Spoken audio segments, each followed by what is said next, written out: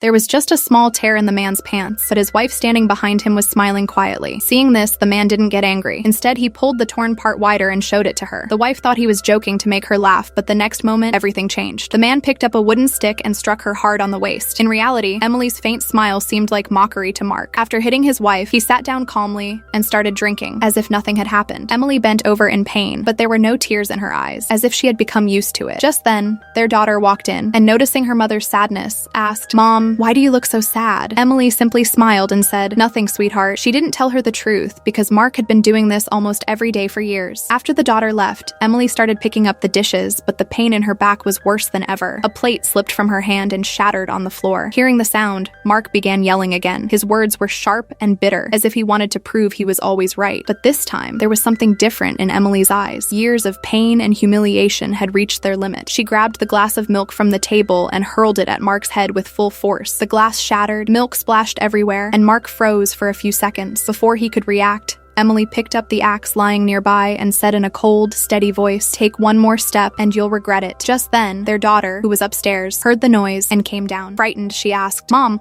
what's happening down here?" Emily quickly stood in front of Mark and said, "Nothing, honey. Daddy's just had a little too much to drink." The girl slowly went back upstairs, but the air in the room grew heavy with silence. Emily threw the axe onto the floor, walked up close to Mark, and said, "If you don't hit me tonight, I won't be the same Emily tomorrow." Mark stared at her for a few moments, caught between shock, fear, and regret. Then he simply said, "Go get me a towel."